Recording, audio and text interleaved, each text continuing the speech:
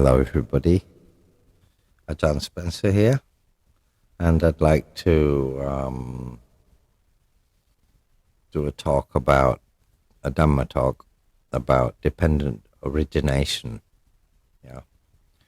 So, dependent origination, or as we call it in Pali, Paticca Samuppada in Thai, or Paticca Samuppada. Yeah. In modern days, we call this the ripple effect or interconnectedness. And actually, even quantum mechanics accepts this and actually sees it in a very similar way to the Buddha Dhamma, how the Buddha taught dependent origination, yeah, which is actually a central concept in Buddhism, and intends to explain the process of how suffering arises and ceases. Yeah, and there's actually a sutra which you can chant that lists how it arises and how it ceases. I'd just like to intercede there to say that there's a little bit of confusion with that how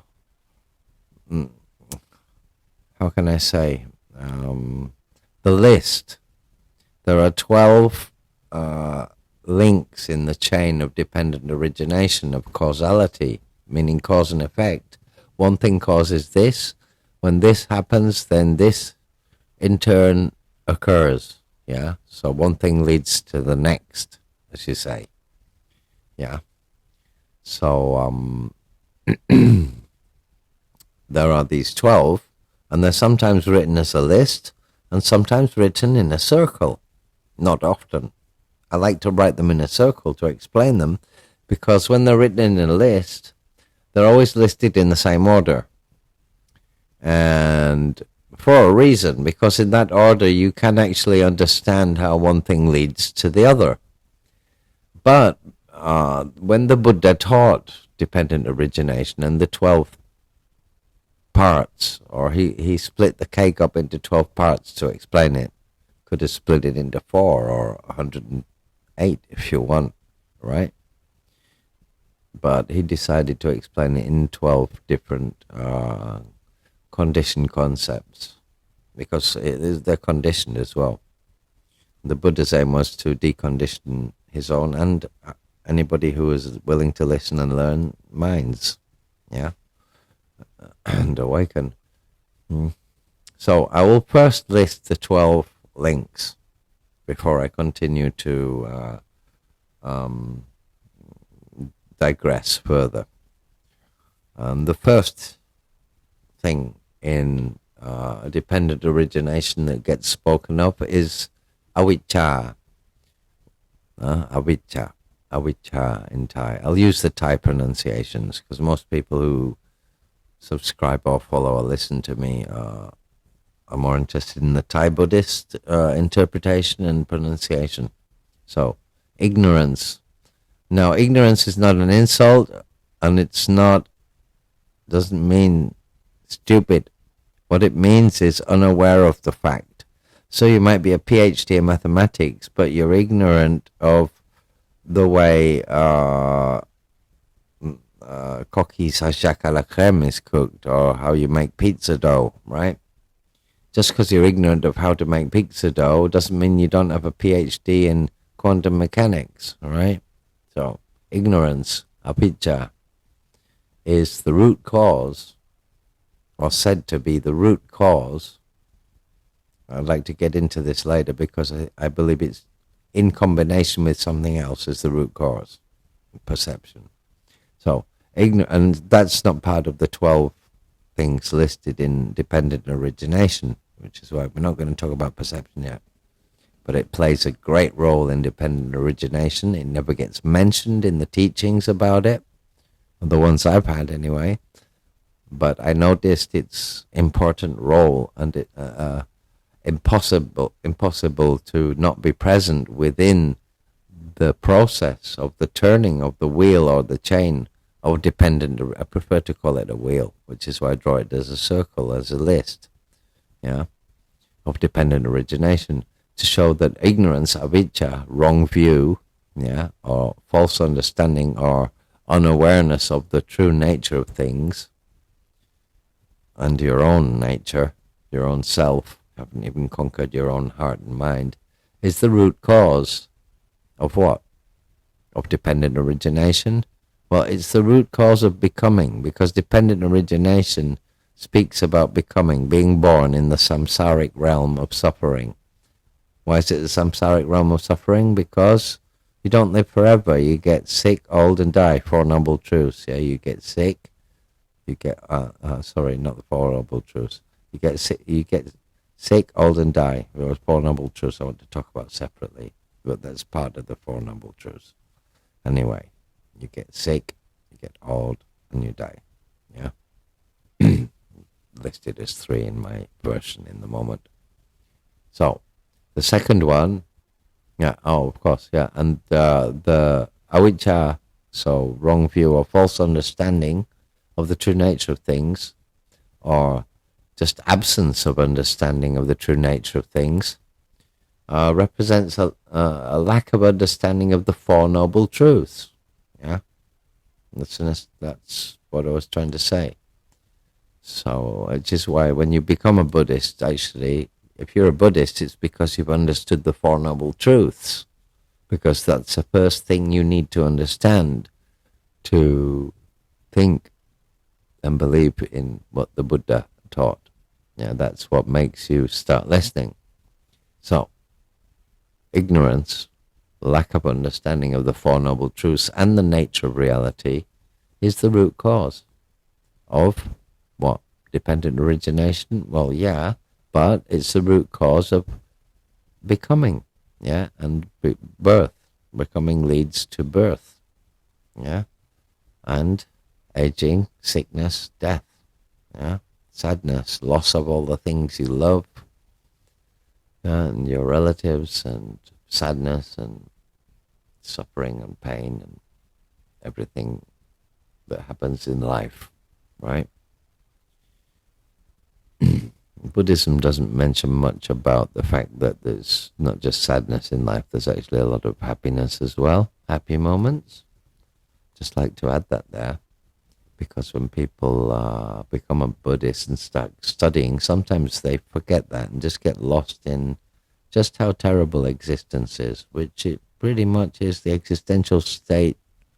If you want to turn inwards and leave the world and become a monk, that's a bit like going into a mental hospital and admitting that everybody's insane, but they just don't realize it yet, and you have. So you're going to submit yourself into hospital for treatment first. But that doesn't mean everybody else out on the street isn't crazy as well. So a monk is a bit like somebody who's realized that he's sick and he needs healing to heal himself, and he needs help, so he goes to the temple. That's his version of the mental hospital, right? A Tibetan Lama once said that to me. He said, actually, lots of you want to become monks thinking it's something great. Actually, a monk is somebody who's can't, if you can still get on in the world, at least you still live your lives. But if it's time to become a monk, that means you've seen too much already, and that kind of you're going for treatment to treat yourself. So monks are kind of like patients in a hospital. He said that. So I found that quite poignant, to be honest. And true in, well, it's another conditioned view, but it's quite a clever way of explaining it. Anyway, so the second thing, independent origination, but it just samupad in Thai Buddhism, in Vipassana, is volitional formations, yeah? Which means thoughts, your imagination. You didn't have that word then, I don't think. Imagination, your things you're thinking, words, pictures, scenes, memories. Okay, volitional formations. Volitional means willful, yeah? But actually, if you study the roots of words, you'll see the meaning it has for people changes in time. So volizionale, voliziona, with volition, yeah, means with willingness, yeah. So will, I'm willing to allow that. No, I'm into black magic. I use will magic by force of will. So is will willing to accept somebody else and renunciation, or is will something that you will it to happen? Figure that out for yourself. It's a lot of words. Volitional formations. So sankhara. What this means is conditioned things. Conditioned things. Well, a table's conditioned from a tree into a table. It doesn't mean that. It doesn't mean outside conditioned things. That's the second sankhara. It means the first, which are mental formations, meaning your imagination, your thoughts, or conditioned responses, meaning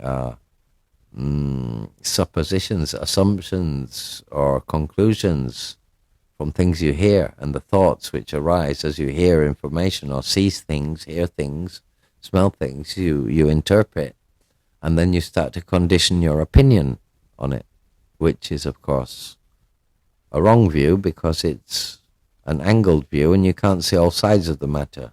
If you want to see all sides of a cube, you can't stand at any point of view. You'll only see maximum 3 sides, yeah? And 1 full corner and just the edges of 3 other corners, yeah? You can't see all sides of a cube unless you're objective and look at it from all sides. So you have to turn it around, I suppose. I don't know. We're not talking about the physical 3-dimensional universe. We're talking about the invisible, non-physical thought verse. So the mental plane, because we're imagining things right now, which is precisely this second thing I'm talking about, independent origination. Yeah, what I'm causing you to do talking, by talking, is to imagine and make volitional formations, sankhara. Sankhan in Thai, yeah, means that which is conditioned, or mental formations, or conditioned thoughts, yeah? And they arise from ignorance. Why? Because they're conditioned. They're not really the true nature of what that thing is. It's not a light bulb or a table, and it's not a tree turned into a table, and it's not just wood, and it's not just a cloud of particles, because particles are not particles. They're empty space filled with other particles, and they are also, and keep going and keep going, you will find the Buddha's truth of emptiness, that all things are filled with emptiness, yeah, and that emptiness is filled with matter, actually, which is quite ironic but true. But this universe is a strange place, and it's unexplainable to most humans. So don't worry about that. Even the top quantum physicists in this world say, nature's never gonna give up all of its secrets, and it's always gonna leave us wondering. So don't worry, even they don't understand it, and that's what they think is wonderful, and that's what I think is wonderful about it, is the mystery. Because if there was no mystery, there'd be nothing left to wonder about, would there? Be pretty boring, wouldn't it? If you knew everything. I already know so much that things get boring, and there's still a lot to learn. See? So, sankhara, conditioned thoughts. Ignorance, not understanding the nature of things, is the first, and should lead to conditioned thoughts arising, because you don't understand the true nature of reality, and so you think you're watching a TV program. You don't realize it's just light entering your eyes, being translated into your brain into a conditioned idea that it's a soap opera. Actually, it's just a lot of white noise. It's not even that. That's just reducing it down once. You can reduce it forever until you'll never get anywhere. You keep looking at the smallest atom and what's inside it, find the particles and look, magnify them and look at them and see what's inside that. You'll never find Schrodinger's cat. So the third one is consciousness, because when thoughts arise, you become aware of those thoughts. A lot of people think consciousness creates the thoughts. Actually, it doesn't. You create it. You receive a stimulus through your nose, your eyes, your ears, or the thoughts, yeah, in your brain. Your brain is a physical organ designed to create electrical signals. Then it creates something that scientists can't see called thoughts. Well, actually, you can see they say you can't see thoughts. You can, because they're the flashes, yeah. But they can't interpret what the thoughts are. Although actually they can now. But what happens then is that consciousness arises, vijnana, or vinyan. Vijnana in Sanskrit, vinyan in Thai. Vinyan is the third of the 12, and that is consciousness. So when the thought occurs, when the brain creates a thought, a conditioned thought through ignorance, avijja, the brain kicks into gear and creates some volitional formations, conditioned thoughts, sankhan, through false understanding of the ignorant, avijja, yeah, and then consciousness arises, vinyan. So that's 3 steps of 12 now. So consciousness that arises, what is it? It's the awareness, or the consciousness. It's the same, awareness, consciousness. Different words for the same thing. This is where the consciousness scientists get a bit lost, because they're lost in conditioned thought. The Buddha said the only thing you've got to escape from the prison of conditioned thoughts, are conditioned thoughts themselves. So you have to invent some conditioned thought tricks, like Zen koans. That's precisely what they are. These one-liners, the sound of one hand clapping, they're supposed to shock you into the state of Zen, which means jhana in Vipassana. Thai Vipassana means arupa jhana is the 4th jhana, and that's when you forget the sense of self and self-otherness, and you're aware, you're just pure awareness. But there's no self there. There's no separateness. You're one with everything. That's about as simple as I could explain it. So, the 4th one is name and form. Nama rupa, or nam rup, which means name and form. Nama, you see, name, nama, nema. Has carried over into English even. The word nama is now name in English. Means name. Nama means name in Sanskrit. So, ignorance, avijja,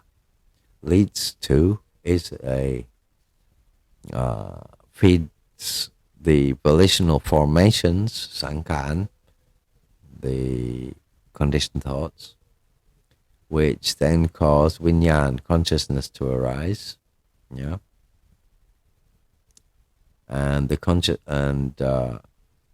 I'm going to explain this in a different order later, in a 3rd podcast, because this one's been split into 2. So, because I'm going to show you it from a different angle.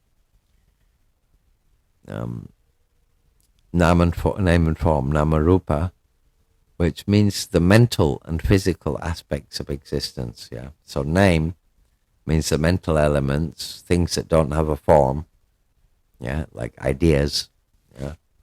And form represents your physical body. It also represents all forms outside of yourself in the universe. But in this case, in Bodhicitta Samappada, it's talking about the illusion of being a person surrounded by a separate universe. So it's talking about within your body as a person. That's the illusion of thinking you're a person separate. Yeah. So name and form. I am Spencer and this is my body. Right? I'm a John Spencer. This is my body. You are you and that's your body. And it's separate from me and there's a space between us. Okay? So that's the 4th one. Name and form occurs. You might be an embryo. You've got a name and a form. You begin there a little bit, not much. It's very subtle. It's not very complex, but it begins there. Actually, I believe. But we'll go back at that. I might correct myself on that. So the 5th one is the 6 sense bases, or the 12. 6, the salayatana, which means the 6 portals through which we experience, or the 6 filters, I like to say, through which reality can pass through into our consciousness, yeah, or through which we can experience reality. We can't experience infrared unless we have an instrument to see it with and convert it into a color our eyes can see, or ultraviolet or X-ray. Yeah, and there's sounds we can't hear, and there are things. Well, we don't even have instruments to see dark matter and dark energy, so it's there, but we can't see it. So there are things there that we can't hear as well, but we can measure, and there are things that we probably sounds we can't even measure, as well as things we can't even see and things we can't smell, but they're smells. So these six senses, six avenues or portals through which we experience the world is your eyes, your ears, your nose, your tongue, your body and mind. I would add to that actually. It's not, those are inputs, but there's an output, of course, you pee pee and you poo poo. Yeah. And to be honest, if you do Vipassana, you can experience the world with that, and you can experience the absence of self with that. Because when what you thought was you, a piece of it comes out and drops in the toilet, I'm sure you don't look at it as you. And you don't want to take it back and put it back inside you. You are what you eat, right? But anyway, that's nothing to do with dependent origination, but it's Dhamma. So I thought I'd raise that, take a chance to raise your thoughts on that, to decondition the mind on that. So after the 6 sense bases, which could be 12, because actually it is the eyes and the object you're looking at, the ears and the sound you're listening to, the tongue and the taste you're feeling, or the words you're saying, your ears, sound you're hearing, or the words you're hearing, and the conditioned thoughts your mind is creating through those hearing those words and associated memories from what those words remind you of, and then the consciousness arises, yeah, and then you have mental and physical reactions occur and aspects, yeah, within your body that you become aware of, or you react bodily or verbally, yeah. You listen and then you respond. That's already jiggling. You're already getting entangled in the world of becoming. And we get to the 5th, the 6 sense bases where we were, these 6 or 12. So the interior sense organs, so your eyes, nose, ears, yeah, and so on. Your skin for touch, your touch sense organs. What would you say? Your nerve endings, and your tongue, and your nose, and your ears, and your eyes. And of course, what does that bring? That brings the 6th step, which is contact, patsa, patso in Thai, which means touch. And contact occurs when a sense organ, an object, and your consciousness come together. Yeah. So when you become aware of seeing something, or feeling, or smelling, or hearing something, this causes the arising of something else as well. The 7th thing. Yeah. When you become aware of that, you come into contact with something you like or don't like, because you remember something from before that makes you like or not like it, or don't care. Then you get the 7th thing happens, which is vedana, feelings, emotions, which can be pleasant, unpleasant, or neutral. And these arise as a real result of patso, the 6th step, yeah, which is contact or touch or interaction, interfacing, modern word, yeah. When you interface in your browser with Facebook, or you come into contact with your enemy across the road, yeah, or whatever, yeah, or you come into contact with a smell you don't like, somebody pumps their fart in your face, or the dog farts and it smells horrible, yeah, or lilies. I know some people, I hate the smell of, I don't hate them, but I find it unpleasant. The smell of lilies in a house also reminds me of death. So some people love it, right? So the reaction is conditioned, and that reaction is also sankhan, the 2nd of the 12 steps of dependent origination, because it's a thought and a feeling. So all things are conditioned, not just conditioned thoughts, the second step of dependent origination, sankhara, conditioned things, but also vedana, the seventh. And everything in the universe is conditioned, except nirvana, which means that which is not conditioned. So everything else is conditioned, which is why they say sape dhamma anicca, all dharmas are impermanent. Sape dhamma sankhara, all dharmas are conditioned. Sape dhamma, sape sankhara anicca, all conditioned things are impermanent. Sape sankhara dukkha, all conditioned things are leading to suffering or dissatisfactory. Sape dhamma, not sape sankhara. The third line changes to sape dhamma. All dharmas are not self, are without an unchanging self. Why is the third one all dharmas and not all sankharas? Sape sankhara. Why is it sape dhamma instead of sape sankhara? All dharmas instead of all sankharas. Yeah. Because most dharmas are conditioned things, sankhara. But nirvana is also a dharma, a phenomenon.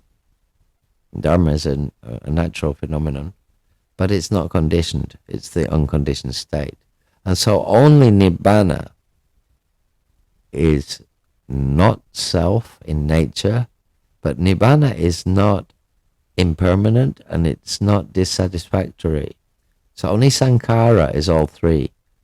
Conditioned things, sankhara, is impermanent and dissatisfactory and has no unchanging self. It's anatta, not self. But nibbana, it's also not self. That's a dhamma, yeah, pertinent to it. Doesn't condition it, but it's pertinent. It's a dhamma used to describe it. It doesn't belong to it or stick to it, but we use it to describe it. Yeah, but it is not sankhara. It's not conditioned, and it's not anicca. It's not impermanent. So sape sankhara anicca, sape sankhara dukkha, sape dhamma anattati, anatta. Back to dependent origination. So from ignorance, avijja, as the root cause of volitional formations, sankhara, leading to the arising of consciousness, vinyan, and the presence of name and form, the existence of name and form, rup gap nam, rup and nam, rupa nama, giving rise to the six sense bases. It's all causality. One thing causes the other, or they cause each other, crossed over with each other, cross-referenced, not in a circle or in a line. That's why it's complex to disentangle. That's why I'll probably have to make about 12 podcasts about this as well. Already be confused, many people, except for advanced students. So, the name and form leading to six sense bases, which leads to contact or interfacing with the outside world and with your own thoughts and feelings and consciousness. Yeah. Who's coming into contact with your thoughts, feeling, and consciousness? Well, that not self thing that's not unchanging. It's always changing because it keeps coming into contact with thoughts and feelings and consciousness, bubbles that are different every time you come into contact with them. Who are you? Well, who is the empty space between me and this microphone I'm talking into? Nobody. But it's there, isn't it? You don't need to be somebody to be there or to seem to be there. So, the contact leads to reactions or emotions, feelings of anger, pleasant, unpleasant, neutral, and that arises through the contact of the senses, inner and outer, and memory, association, and consciousness that arises through perception of that And perception is the transmitter. That's a bit I'm going to talk about later. Because without perception, nothing could be transmitted from one of the 12 stages to the next for the whole cycle or wheel or chain of dependent origination to keep turning in the endless rebirths of samsara. Yeah? Without perception, yeah, as the river that flows between each bridge, dependent origination cannot occur. But of course you need the six sense bases, the fifth in the list of dependent origination, to have perception, I think. But we'll talk about that deeper another day. Because there's imagination. You don't have eyes for that. But you have memory of things you've seen with your eyes.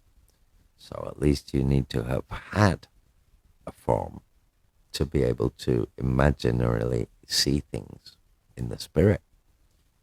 But I'm drifting off from dependent origination. So let's get on to number 8.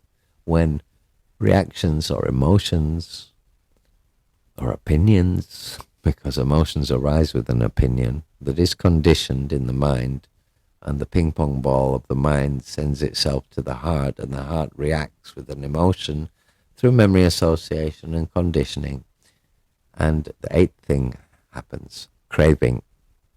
You're thinking, well, if a dog farts, how is craving going to occur from my emotion of unpleasant? Number 7 was emotion, unpleasant or pleasant or neutral. And number 8 is craving, arises from feeling, vedana, emotion, reaction. Craving, tanha, arises. Sounds confusing to you, huh? Does it? If you've got a brain, it will at first. You should question. If you don't question. But if you question and search deeply, you'll see that craving, and if you understand double negatives, that craving is the desire or attachment to pleasant feelings. And in Buddhism, they'll teach you that it's the aversion to unpleasant feelings. So it arises from feelings, emotions, or sensations, reactions, because an emotion is a reaction to something.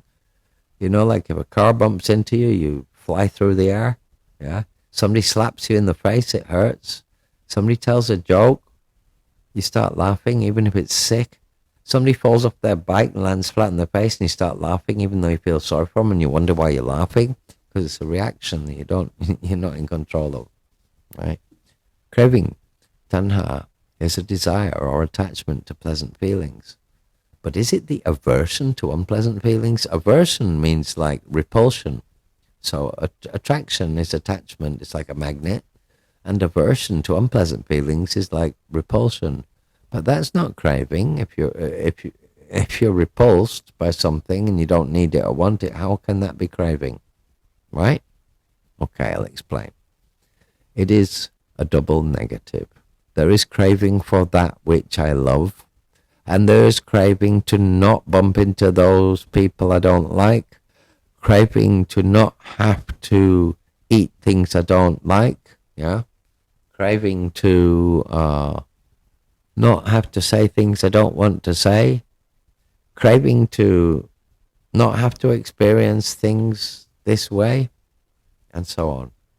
So it's not, I hate this, or I don't like this. What is I don't like this?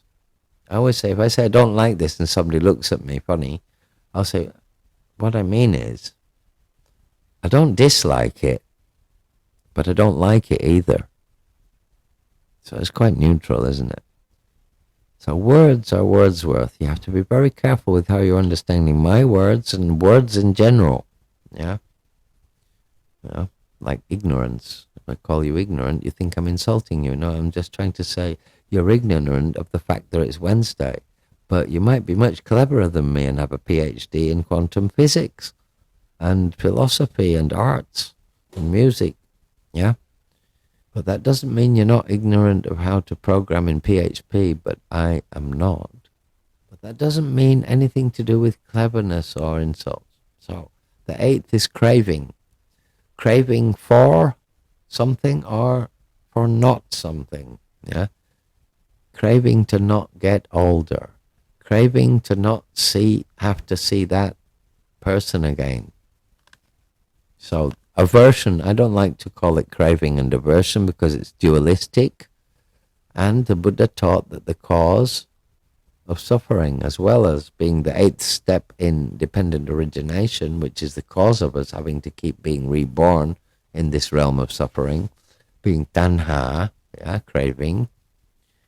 He taught craving. He didn't teach aversion, because aversion is just a double negative way of saying craving to not have instead of craving to have, right? But it's still clinging.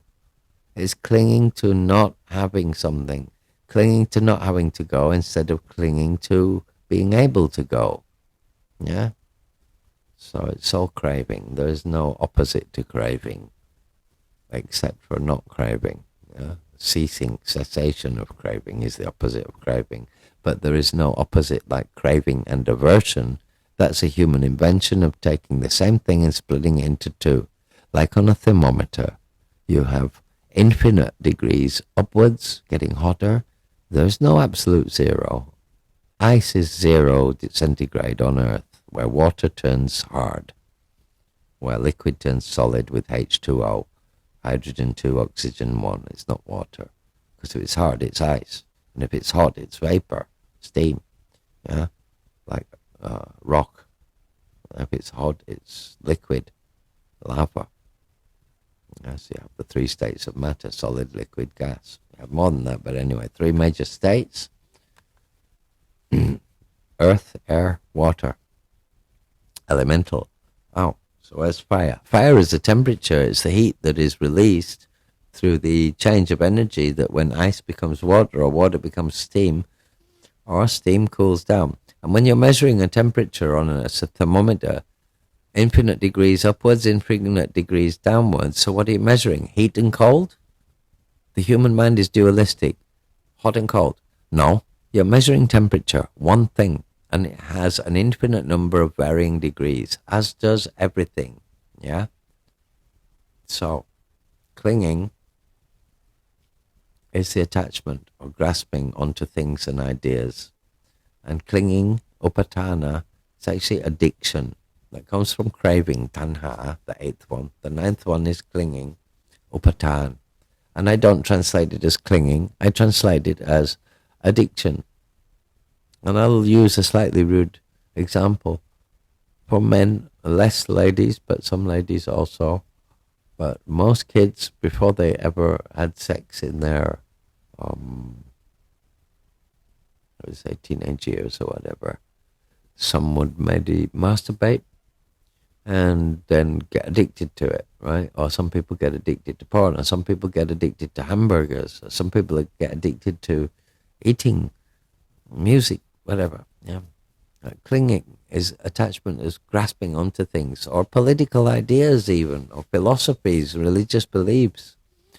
And this arises from craving, from tanha, from the desire or the attachment to pleasant feelings, or things you like, or things you agree with, which are things you like.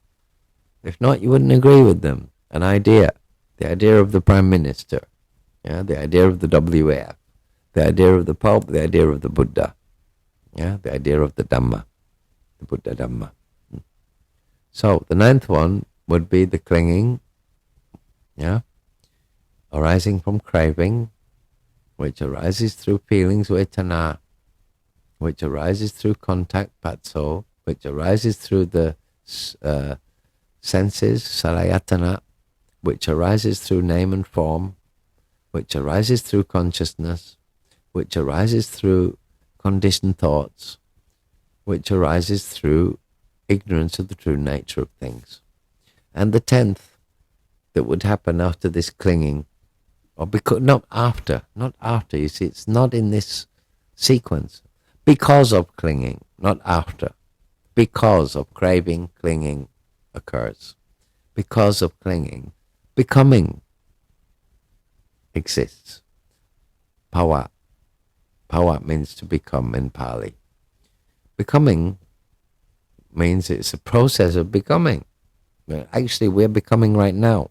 Becoming isn't just entering an embryo into the process of becoming and being born as a person. That's what it means.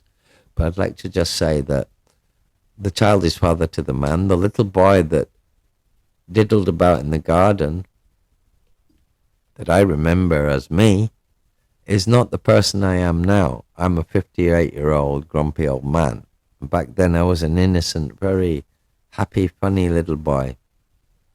I didn't talk a lot. No, I never shut up. So, and I don't possess a single skin cell of one that I had, of the person I was, this body 8 years ago. Every 7 years, you've changed all your skin cells. So I don't even have the same body I had 7 years ago, never mind when I was a kid.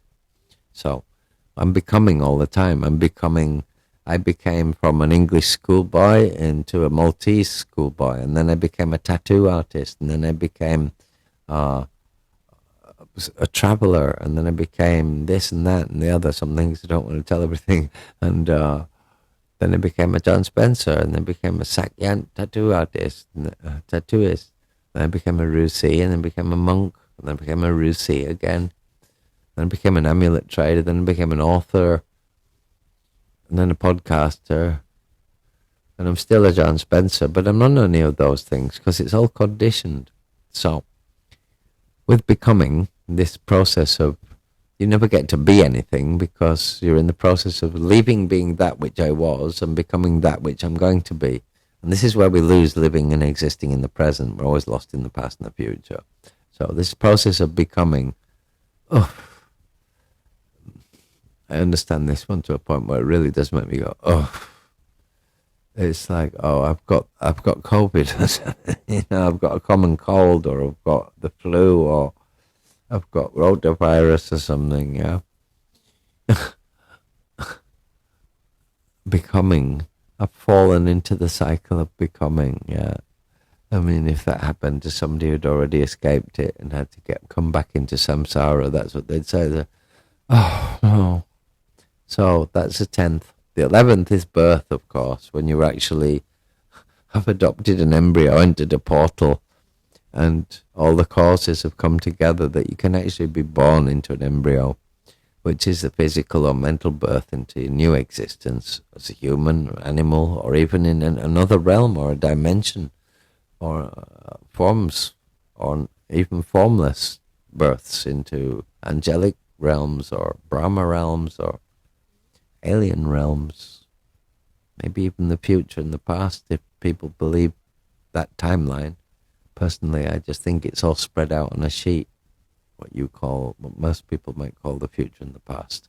There's only a present and different places. The present exists and is different in different places on the spread out sheet. Like this planet was millions and trillions of miles away 50 years ago. And so it's probably still there as an Akashic photograph, with my grandpa still doing whatever he was doing in 1920.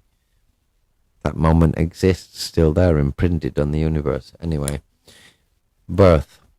So we get born into a realm or another as something or another. And once we're born, then the 12th thing happens, aging and death, Charamarana, which leads to sadness and the loss of the things you love, and sickness. So it's the inevitable consequence of your birth. As soon as you're born, that's inevitable. And of course that leads to this continuation. And the craving to not go, that's craving, not craving for to go, to die, but the craving to not have to go is present. And so at least one of the 12 factors of the dependent origination cycle is present as you die, which is the wrong view, which is the first of the list, avicca, ignorance of the true nature of things, is also therefore present, and therefore the cause of your next birth is there, and off you go again, round in the circle. So that's my first rough run-through of the Paticca Samuppada, the process of dependent origination that causes becoming and birth into samsaric forms of existence, however subtle or gross and rough they are, because there's different levels, angelic, human, hell worlds, hungry ghosts, aliens, other planets, creatures, all sorts, yeah. And the next time I'll try to clear all of this up and sweep up my conversation. And we'll continue by actually splitting it up and taking each little piece, and I'll try to expand on each little piece, piece by piece. And then maybe we'll go back to this one I started with, and I'll do it again after everybody's understood all of the points involved that you need to understand in order to list it all and run through it quickly and follow it and intuitively understand it, because you've already grasped all of the concepts contained within it. Yeah. So if you'd like to follow me on the next podcasts, I really want to understand what is said to be perhaps the most difficult and argued about concept in Buddhism globally, not just in Thai Buddhism, Paticca but actually the core teaching of the Lord Buddha. Then please follow for the next podcast, which I promise to try to keep more simple and not to digress too much, and go into each point one by one, podcast per podcast. Let's see if I can do it. But remember, people, I have ADHD and I have inspirations as I'm talking, so I like to insert an idea as I realize it. If it's important, I will digress. That's part of my true nature. So, Ajahn Spencer, for the Buddha, Dhamma and Sangha, and also for my own Buddha Magic project, and for everybody, with the first podcast on dependent origination, signing off.